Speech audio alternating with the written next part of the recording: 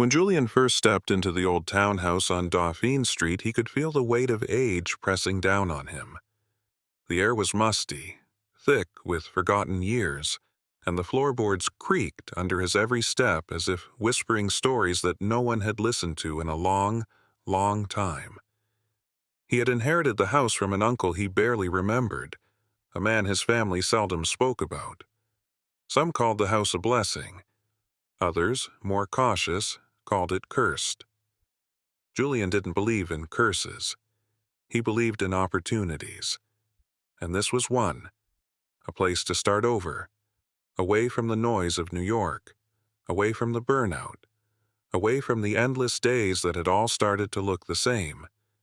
The townhouse was 3 stories tall, its windows shuttered and warped by the Louisiana humidity. The iron railing on the front balcony was twisted like ivy vines, and Spanish moss hung from the eaves like long, gray fingers.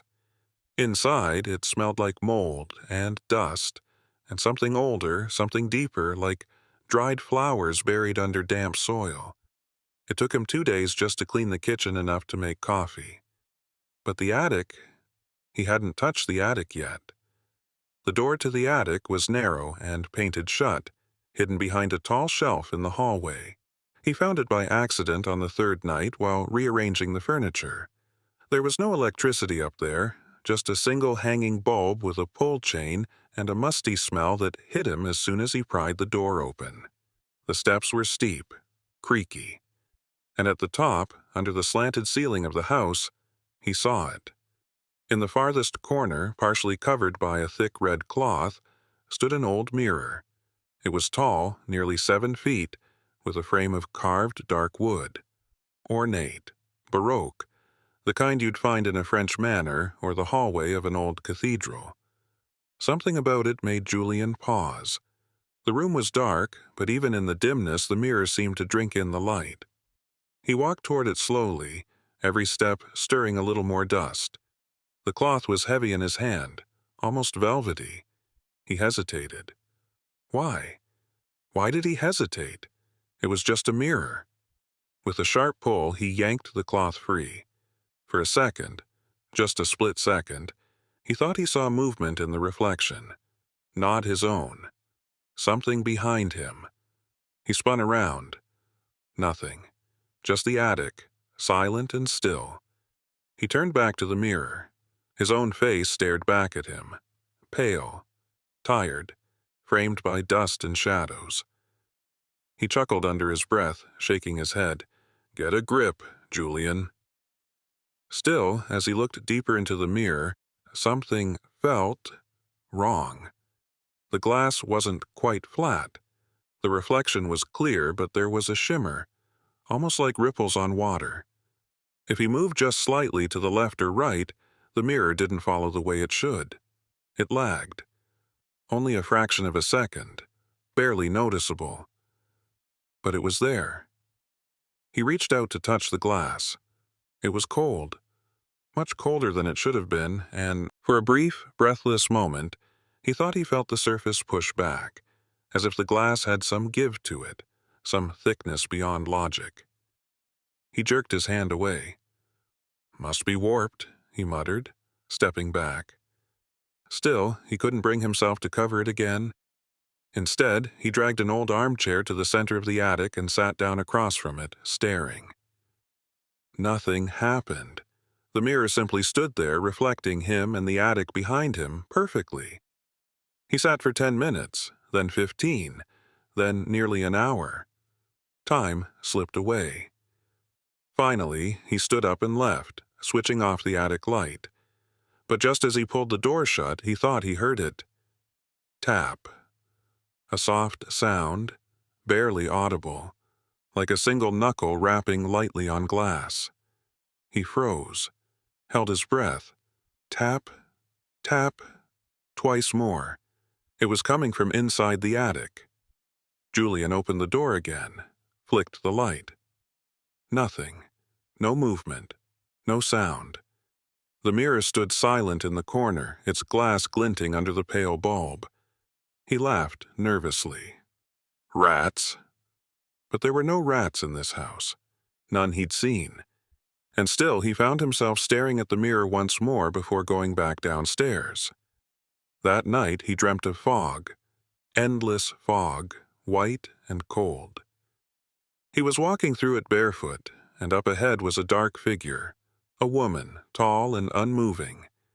Her back was turned to him, and as he called out, she slowly raised her hand and pointed behind her into the mist.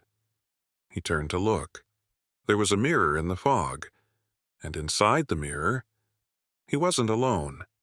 Julian woke up gasping, drenched in sweat, his heart pounding. He got up and locked the attic door. The next day he tried not to think about it. He went for a walk through the French Quarter, let the sounds of jazz and the scent of gumbo distract him. But no matter where he went, his thoughts drifted back to the mirror. That night he stayed downstairs, lights on, doors locked, but the mirror stayed in his mind. He kept remembering the way the reflection rippled, the way his hand felt pressure from the other side, the tapping. Was it just his imagination? He didn't know. Not yet.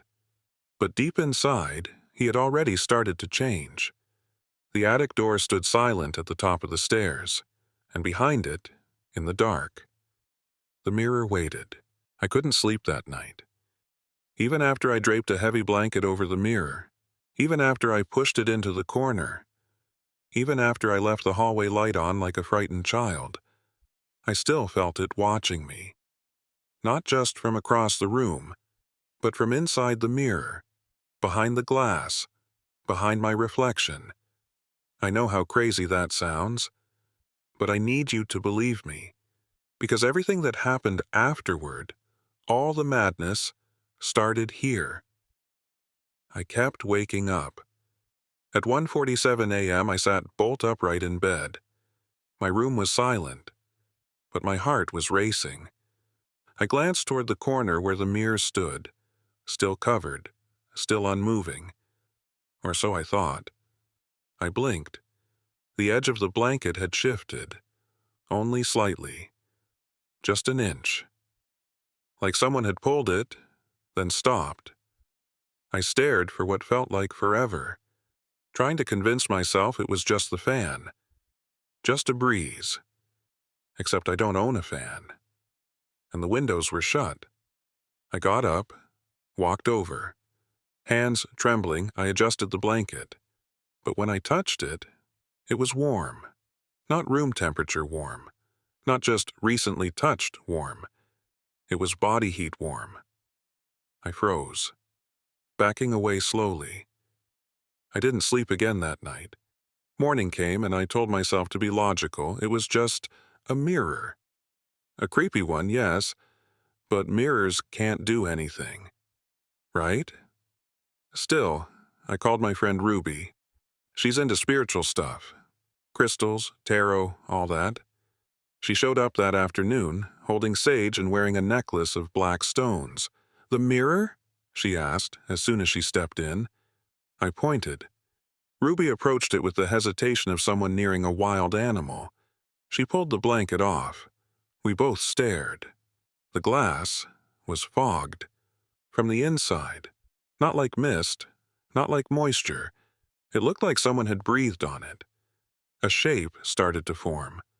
A handprint. Small, delicate, pressed against the inside of the mirror. Ruby gasped. "Did you touch it?" she asked. "No." "Then this isn't from our side." She began burning the sage. The smoke curled and danced around the mirror, and for a moment the reflection shimmered. Like water. I stepped closer, and that's when I saw something that made my blood run cold. In the reflection of the room, there was someone standing behind me, a woman, pale, hair hanging wet around her face, eyes like two empty holes, mouth stitched shut with black thread. I spun around. Nothing there. But in the mirror, she was still there. And now, she was looking straight at me. Ruby screamed. She dropped the sage and backed away, whispering something in another language. I stood frozen. The woman in the mirror didn't move. She just stared. Then, Slowly, her hand lifted. Her finger touched the glass from the inside, and she began to trace a shape. One slow letter at a time. D-I-E. Ruby grabbed my arm. "We need to cover it," she said. But I couldn't move. The woman's lips began to part. The black stitches broke open one by one, revealing a mouth full of shadow. Then she whispered, a sound so soft it might have been in my mind. But I heard it. She said my name. I finally snapped out of it when Ruby slapped me. We covered the mirror, then taped the blanket down, then moved it to the basement. That night I locked the basement door. Then I placed a chair against it. But sleep never came. Because even behind two doors, even through floors and walls, I heard her whispering, always whispering, and always my name. The next morning, Ruby returned. She brought someone with her, an older woman with silver hair tied back in a braid. "This is Madame Delphine," Ruby said. "She's dealt with haunted objects before." Madame Delphine walked straight to the basement door. She didn't hesitate. "Let me see it," she said. We followed her down.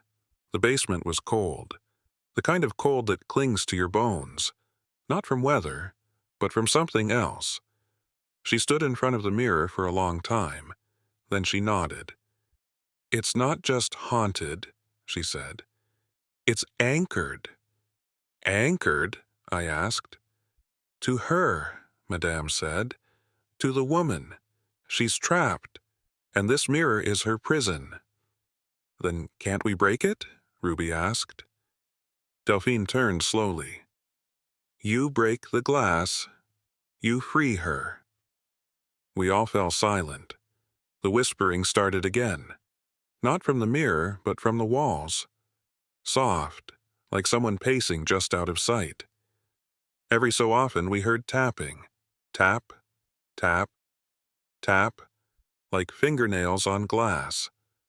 Madame Delphine raised a small silver mirror. It looked antique. She held it toward the large mirror. The reflection twisted, warped. The pale woman inside let out a silent scream. Then she reached forward. Her hands pressed against the glass again. But now they began to push. The glass bowed outward, like it was soft, like she was about to step through. Madame Delphine shouted something I didn't understand. The mirror cracked, a jagged line across the center. The woman vanished. Silence, just for a moment. Then, every mirror in the basement shattered at once, even the one Madame held. We rushed upstairs. I locked the basement door again, but something told me it didn't matter anymore. That night, I dreamed of her. But it wasn't just a dream. I know because when I woke up, my window was open, and drawn on the inside of the glass was the same message, D-I-E, written in a finger. Still wet with condensation, and on the floor below the window, a single black thread. Still warm, still trembling, as if it had just been pulled from her lips. The mirror sat in the hallway now, propped up against the wallpapered wall, right across from the staircase. I didn't put it there. And when I asked my roommate, Natalie, she swore she hadn't touched it either. We stared at each other for a long time in silence. Neither of us said what we were both thinking. We didn't have to, because something was wrong. Deeply, uncomfortably wrong. That night, I passed the hallway without turning the lights on. The apartment was quiet, except for the usual creaks of old wood. But as I reached the stairs, I caught a glimpse of the mirror in the dark. And I swear, I saw something move inside it. Not my reflection, not Natalie. Something else. It flickered, like a shadow, with shoulders too high and arms too long. It stood behind me, in the mirror only, even though no one was there when I turned around. I flipped the hallway light on, heart pounding. The reflection snapped back to normal. Just me. But my breathing wouldn't slow down. The next morning, Natalie looked pale, her eyes red, hair damp with sweat, hands shaking as she gripped her mug of coffee. "I couldn't sleep," she mumbled. "What happened?" She looked at me, and her eyes started to tear up. "I woke up around 3 a.m. I swear someone was whispering in the hallway. But when I got up, no one was there." She hesitated, then added, "I walked past the mirror, and I saw something inside.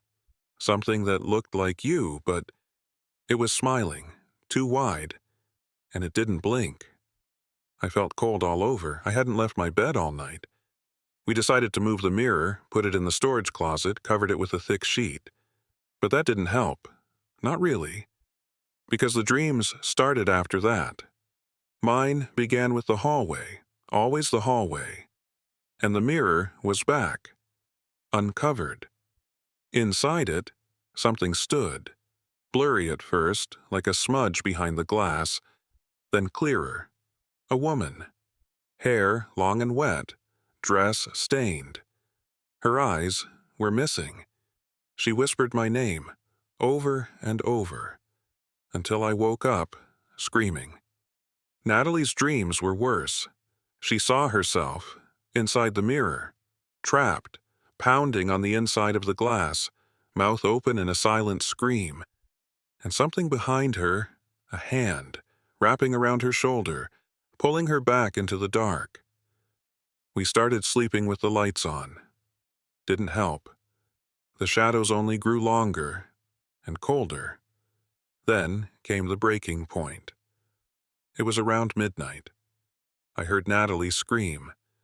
I ran to her room and found her on the floor, sobbing, pointing at her door. "It came out," she gasped. "It came out of the mirror." Her arms were scratched. There were long, thin marks down her back, like fingernails. We called a priest the next day. He came reluctantly. Old, weathered man. Said very little. But when he stepped into the apartment, he froze. He walked straight to the storage closet. Didn't ask where the mirror was. He stood there for a long time, hand trembling. Then finally said, "This should never have left New Orleans." We looked at him, confused. And that's when he told us about Delphine Moreau.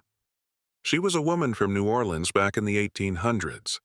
They called her the Widow of Glass. Her husband had died mysteriously, found shattered like a mirror.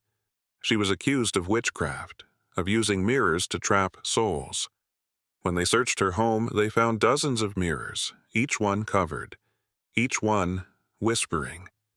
They destroyed them all, except one, the one that was missing, the one that had now found its way to us.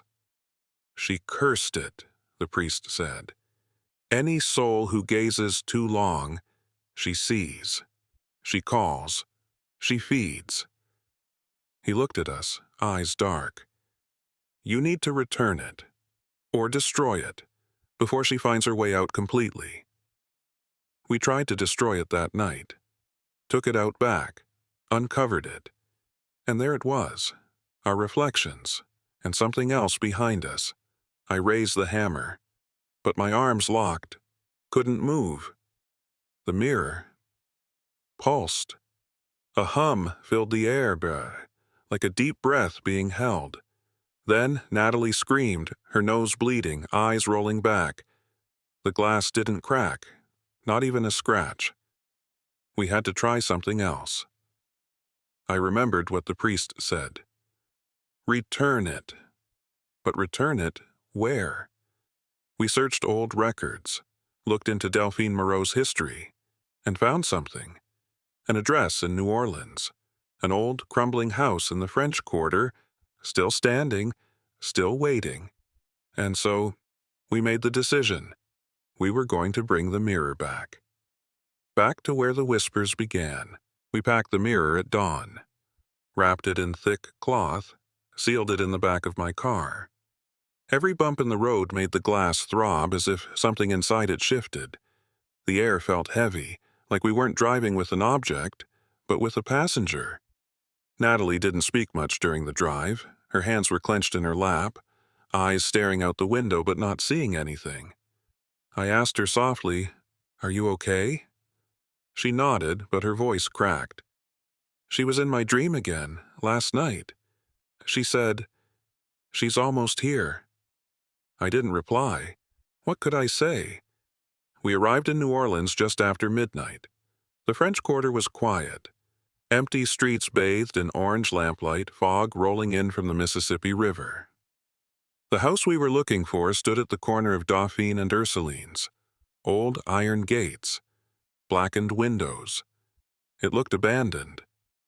But the second we stepped out of the car, the wind stopped. Utter stillness, as if the city itself held its breath. I grabbed the mirror from the back. It felt heavier than it should, not just in weight, but in presence. Natalie hesitated before touching the door. It creaked open by itself. Inside it smelled of dust and decay. Rotting wood. Old candles. We walked down the narrow hall, mirror in my arms, flashlight shaking in my hand. The house felt alive. Every board groaned. Every step echoed like a whisper. There was a room at the end of the corridor, its door slightly ajar. Natalie reached for the knob. "Wait," I whispered. Too late. She pushed it open. The room was circular. Walls lined with broken mirrors. Dozens of them. Some shattered, some smeared with what looked like ash or blood. But in the center was a single wooden pedestal. Empty. Like it had been waiting for what we carried. I set the mirror down. Unwrapped it. It felt like the house exhaled. A sudden gust blew through the cracks in the wall. Candles that hadn't been lit suddenly were. Dozens of tiny flames flickered to life around the room. Natalie stepped back. "Do you feel that?" she asked. Yes. Not warmth, not cold, but pressure. Like something was watching from the other side of the glass. The surface of the mirror began to ripple, not like glass, like water. Dark, thick ripples spreading outward from the center. Then her face appeared, pale, sunken, eyes black and endless, hair floating as if underwater. Delphine Moreau. She opened her mouth, and we heard her voice, not through the air, but inside our skulls. "You brought me home." The door slammed shut behind us. Natalie screamed, tried to run, but the mirrors on the walls began to vibrate. Reflections in them were no longer ours. They showed versions of ourselves. Twisted. Eyes hollow, smiling too wide, moving out of sync. Then, one by one, the mirrors shattered. But not from the inside. From the outside, as if something had walked out of each one. The room was suddenly full of them. Twisted versions of us. Breathing, whispering, repeating our names. I grabbed Natalie and pulled her toward the door. It wouldn't budge. The mirror pulsed. Delphine's face grew closer, larger, as if she were pushing through. Glass stretched, groaned. We had seconds. I reached into my bag, pulled out the vial. Holy water. The priest had given it to us, just in case. I looked at Natalie. We didn't speak. We didn't need to. We knew what had to be done. I raised the vial. Delphine opened her mouth. A scream, silent but felt, shook the room. I smashed the vial against the mirror. Glass didn't just crack. It exploded. Shards flew in every direction. The air was sucked out of the room. A massive wind pulled inward, toward the pedestal, like a reverse explosion. The twisted reflections screamed, their forms melting away like smoke. Natalie covered her ears. I dropped to my knees, shielding my face. Then silence. Pure, oppressive silence. We looked up. The mirror was gone. So was Delphine. Only an empty pedestal remained. The air felt still, clean. Whatever had been trying to get through, we'd stopped it. At least we hoped we had. We left the house without speaking, locked the door behind us, got into the car, drove away. But something still lingers, because last night, back in my apartment, I passed by the hallway, and for just a moment, I saw the outline of a mirror. Not there physically, but a shadow of it. On the wall, like a stain burned into the air. And in my dreams, she's still there, not screaming anymore, just watching and smiling. You can destroy glass, but you can't destroy what looks through it. It's been 3 days since New Orleans, 3 days since we shattered the mirror. And yet, each night, it finds me. Not physically, not something you can hold or bury, but like a presence that clings to your breath, your thoughts, your sleep. Natalie calls it the after image. I think she's being generous, because what I see isn't memory. It's surveillance. That first night back, I woke to the sound of breathing. My room was dark. No windows open, no fans, no movement. But I heard it. A breath that wasn't mine. Slow, heavy, right behind me. I turned on the light. Nothing there. Of course. But then I saw it. Written faintly on the fogged-up window. You brought me back. I tried to tell myself it was a leftover smudge. Condensation, coincidence. But the second night, it escalated. I set my phone on the table before bed. No apps open, no audio, airplane mode. And yet, at 3:11 a.m., the phone lit up. Recording. A voice memo had started on its own. Duration 000238. I played it. Most of it was static, crackling. But in the final 5 seconds I heard it. My own voice, saying over and over in a low monotone, "Look in the mirror. Look in the mirror. Look in the mirror." Then, a whisper not mine. "She's almost here." By the third night, I didn't sleep at all. I kept every light on, closed every mirror. I even taped black cloth over the bathroom glass. Natalie stayed with me. She brought salt, chalk, candles. Her hands trembled the entire time. We didn't talk much. We didn't need to. It was happening again, and we both knew we hadn't stopped it in New Orleans. We'd released it. Around midnight, Natalie suggested we try something desperate.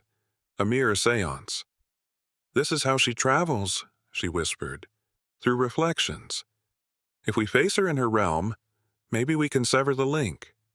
It sounded insane. But at that point, what wasn't? We prepared a small mirror, one I had covered earlier, and placed it in the center of the living room. We sat cross-legged, facing it. She lit 4 candles around the frame, then drew a symbol in salt. A binding rune she'd found in an old Creole grimoire. Natalie began the chant. It wasn't English. It wasn't French. It sounded older. The kind of syllables that didn't feel like they belonged in this time, her or any. The mirror began to fog over, not from the air, from within. Then it went black, pitch black. No reflection, only void. And then her face appeared again, closer this time, more real. I could see her eyes, but they weren't black anymore. They were mine. She had taken them. Delphine didn't speak with words, but we felt her. Her hate, her hunger, her need to be seen, to be remembered.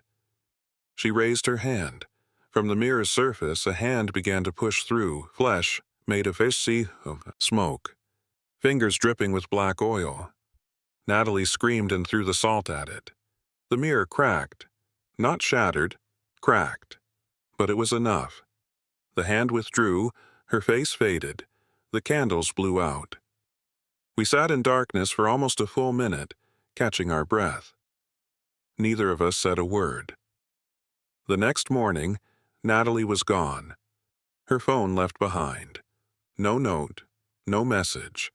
Only her half-burned candle still sitting on the carpet, and on the bathroom mirror written in what looked like ash.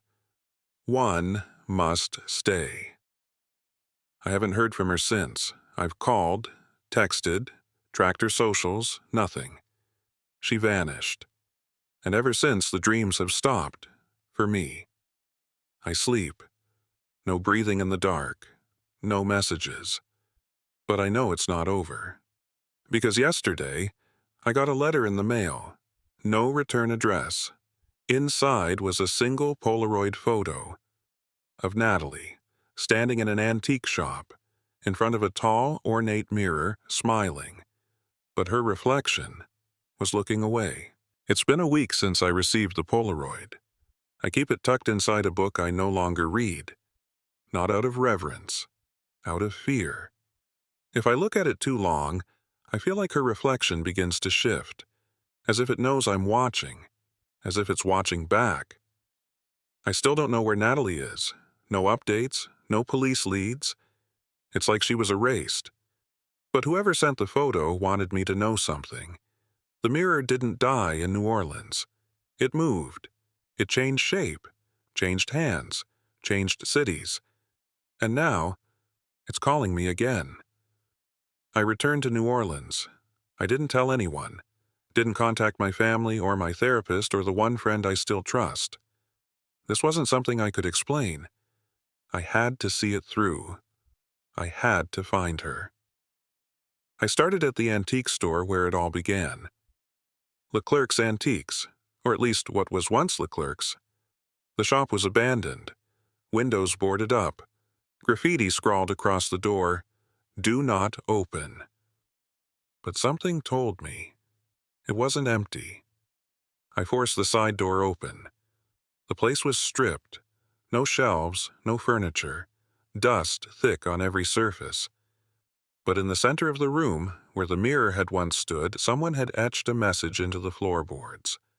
She sees through anything that reflects, even memory.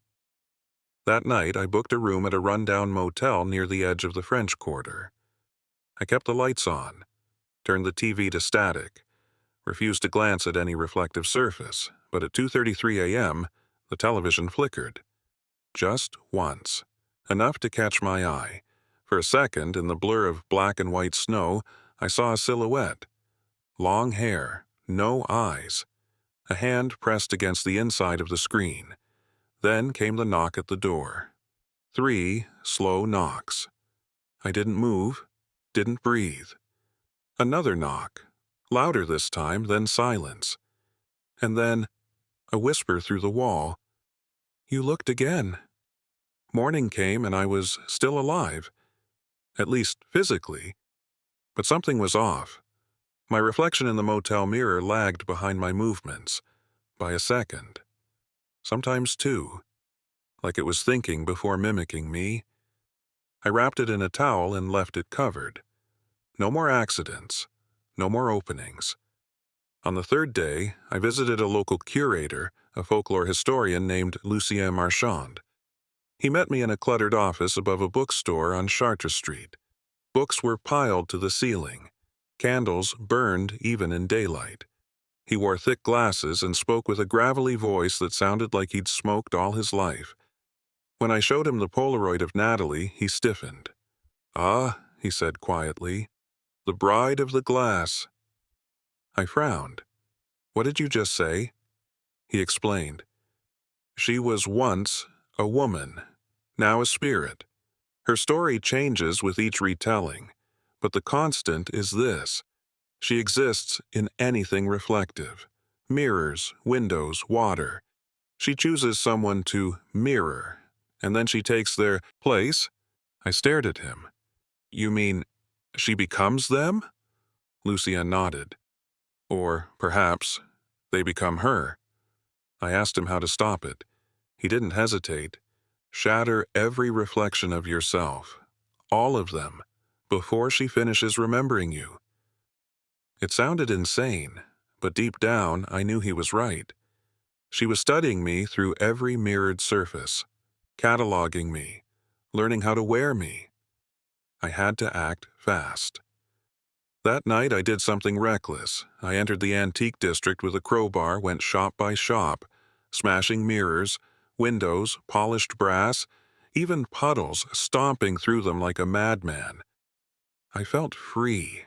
I felt watched. At one point I turned a corner and saw a shop window that hadn't been there before. Tall, narrow, flickering candlelight inside. In the center of the display, the mirror. The original one. Framed in gold. Cracks across its surface like veins. And behind it, barely visible, Natalie. But her face was wrong. Too smooth. Too calm. She smiled, and mouthed something I couldn't hear but somehow understood. "This is your last face." I turned to run, but the street had changed. No more signs. No more traffic. Only empty windows. All of them reflecting me. But none of them accurately. In one I was grinning with blood on my mouth. In another I was a child again, crying. In the last, I was her. Hair long, eyes black, skin cracking like glass. I don't know how I got back to the motel. I don't remember walking. But I do remember the final thing Lucian told me, just before I left. If you see yourself doing something you didn't do, it's already too late. Tonight, I caught my reflection smiling. But I wasn't. My lips were still, my eyes wide with terror, but the thing in the mirror was smiling.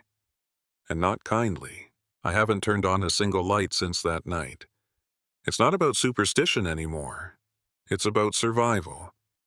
Every source of light risks creating a reflection. And every reflection is a door. A door she's learning how to open. I've sealed every mirror, smashed the bathroom glass, painted the TV screen black, covered the windows in thick, hotel-standard towels, sealed tight with duct tape. Even the metallic shine of my phone screen. Gone. I dropped it into the Mississippi 2 nights ago. What's terrifying is, it's not just about seeing her anymore, it's about what she leaves behind. The motel room smells like mildew and rust. I haven't left in 2 days. Can't risk it. Not since I started seeing myself outside the window. Last night, I glanced at the curtain before I remembered it was supposed to be covered. But there, faintly visible through a loose edge, was me. Standing in the parking lot, head tilted, face blank, eyes locked with mine. But it wasn't me, because I was inside. The longer I watch her, the more I understand. She doesn't just mimic, she replaces. Not all at once, piece by piece, expression by expression, breath by breath. She's not trying to haunt me anymore, she's trying to become me. I called Lucien again. Burner phone, paid cash, disposable. He answered on the second ring. I told him what I saw about the fake me outside the motel. He was quiet for a long time. Then, finally he said, "It's begun." I asked him what it was. He replied, "The mirror rite, the final stage. She's preparing to cross over, fully. You're her vessel, the last one." I froze. "The last?" Lucien sighed. "There were 3 before you. 2 ended up dead. 1 ended up missing. That one was Natalie." The silence in the motel grew louder, like the room was listening. Lucien continued, voice low. "There's only one way to end this. You need to find where the original mirror was made. The glass she first touched. The place she was bound." I gripped the phone. "And then?" Lucien hesitated, then said, "You'll have to let her finish." "Finish? Finish what?" I didn't ask. I couldn't. The line went dead, and when I looked down at the phone's screen, it was no longer off. It had turned itself on, but instead of showing my reflection, it showed hers, Natalie. But her skin was glass, cracked, bleeding light from beneath, and she whispered through the screen, "I'm almost you." I dropped the phone, smashed it under my boot. The screen flickered, then went black. But the whisper didn't stop. It came from inside the room, from the bathroom, from the mirror I thought I'd destroyed. I had to move, had to leave. I packed nothing, left the motel door wide open, ran through the parking lot like a man on fire. I didn't stop until I reached the river. The moon floated in the water like an open eye. And for a split second, I saw her face ripple across it, watching me, begging, grinning. I slept on a bench that night. No dreams, just reflections. This morning, I did something I swore I wouldn't. I returned to Natalie's apartment. The building is still under investigation, fire damage and the mysterious disappearance, but I found my way in through the back, climbed the stairs, held my breath the entire way. And when I reached her unit, I saw it, a crack in the door. It wasn't locked. Something had opened it from the inside. The smell hit me first. Dust, smoke, and something deeper, like wet stone and old perfume. Inside, the apartment was almost untouched. Time felt paused. Except for one thing. All the mirrors were missing. Every single one. Except one. In the center of the living room, covered in a white sheet. My heart pounded. I approached, hand shaking, and slowly pulled the sheet away. There she was. Not in the glass, but standing behind me. I didn't turn around, I didn't move, I just stared into the mirror.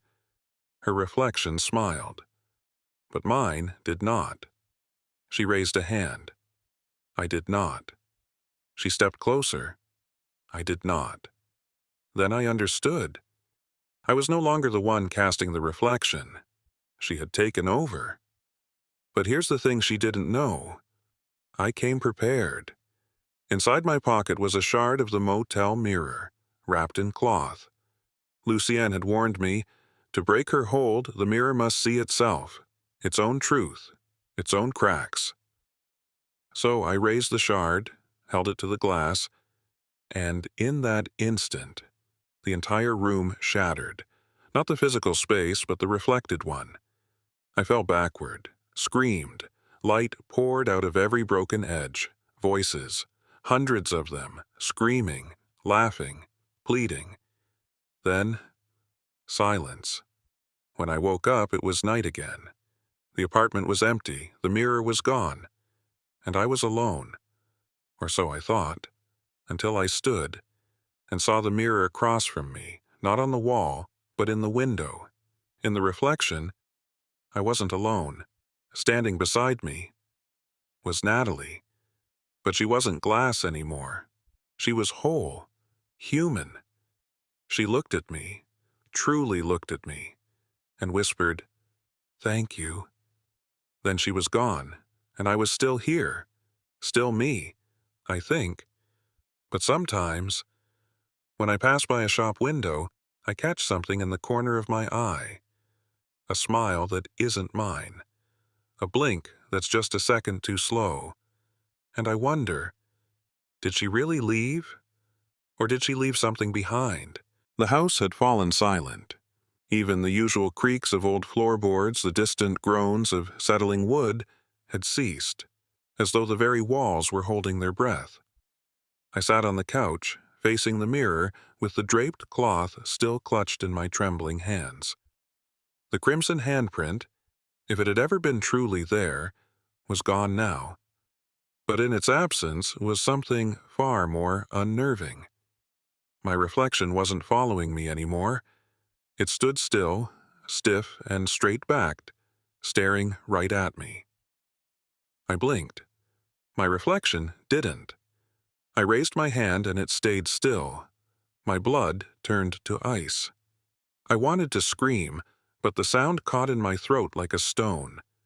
Something deep in my gut told me not to move too quickly, like a hunter sensing the eyes of a predator in the dark. Slowly, very slowly, I stood up. The me in the mirror remained seated. Its face was pale. No, too pale, like a washed-out photograph. The eyes were no longer mine. They were darker now, impossibly dark, like pits that stretched back into nothingness. And then it smiled.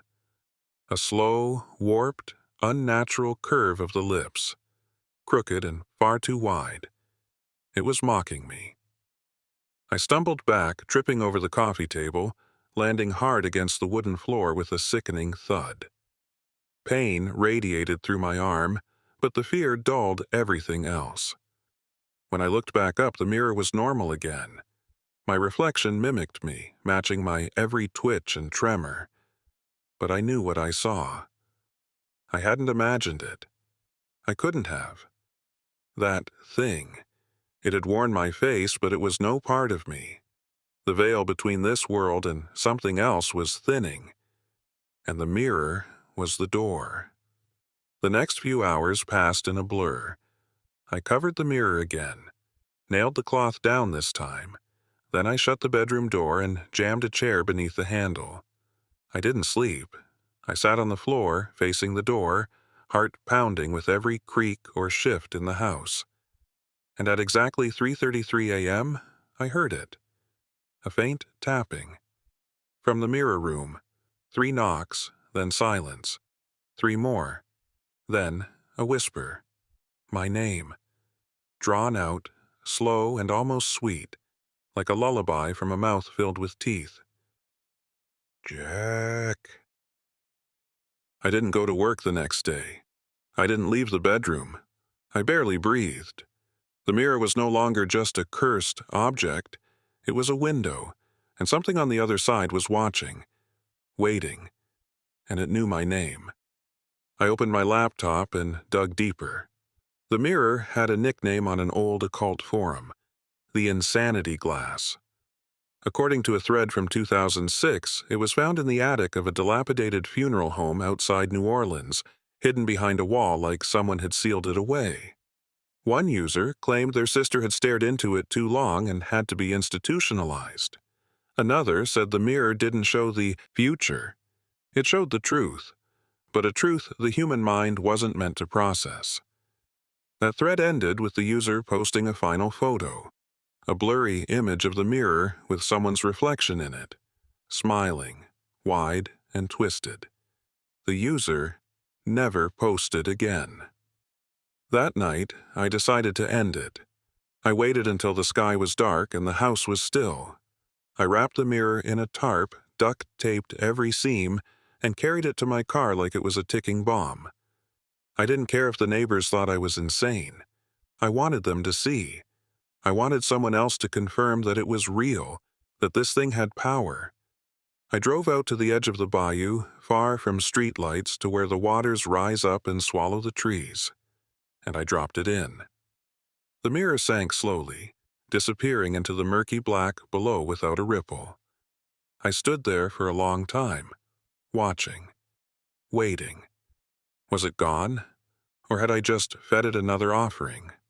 I went home. The house was quiet again. Too quiet. I passed the empty wall where the mirror had hung. For the first time in days, I felt a breath of relief. I collapsed onto the couch, exhaustion pulling me under like gravity. I slept, and in my dream, I stood before the mirror again. But this time, I wasn't in it.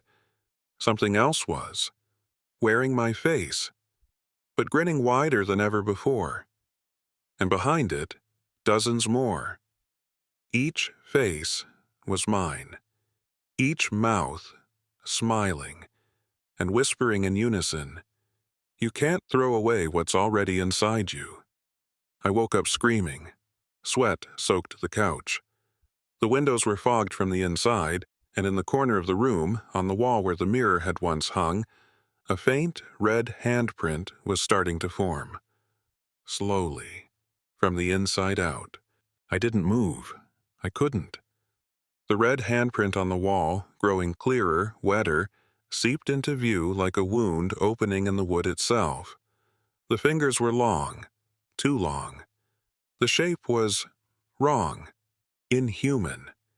It wasn't paint. It was blood. Fresh, still warm. And it was coming from the inside of the wall. I backed away slowly, eyes locked on the stain, heart thundering like a war drum in my chest. Then the knocking started again, from behind the wall. 3 deliberate knocks. Knock, knock, knock. I covered my mouth to keep from screaming. It was back.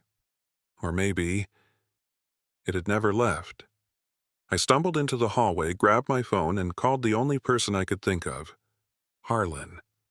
He had always been the strange one in our group, obsessed with ghost stories and haunted places. He was also the one who dared me to buy the mirror in the first place. When he answered, his voice was groggy. "Jack, it's 3 a.m. What the hell?" "It came back," I whispered. "The mirror. I threw it in the bayou and it came back, or something did." There was silence on the other end of the line. Then, "Don't say that. I swear to God, it's in the walls. There's a handprint. It's bleeding through." "Did you see it in your dream?" I froze. "What?" "That version of you. The one behind the glass. Did it talk to you yet?" My blood ran cold. "How do you know that?" "I've seen it too," he said, his voice tight. "Years ago. I touched the mirror once when we went to that antique fair. Just for a second.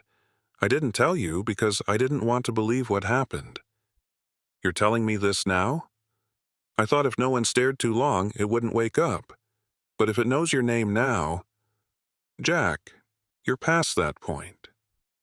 I sat down on the floor, knees pulled to my chest. "Then what do I do?" There was a pause. Then, grimly, "You don't run. You don't hide. You face it." So I did. The next night I cleared out the living room, moved the couch, took down the crooked picture frame, scrubbed away the blood stain, even though it kept coming back. Then I hung a new mirror, a plain one, round, clean.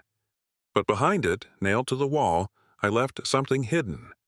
A small sliver of the original mirror, just enough to draw it out. I stood in front of it with a flashlight shining directly at my face. The mirror gleamed. My eyes stared back. Then, slowly, my reflection blinked out of sync. Just a fraction of a second late, but enough to make my stomach lurch. "You're there," I whispered. "Aren't you?" The reflection smiled again, but this time, it spoke. "You invited me," it said. "Don't you remember?" Its voice wasn't a whisper.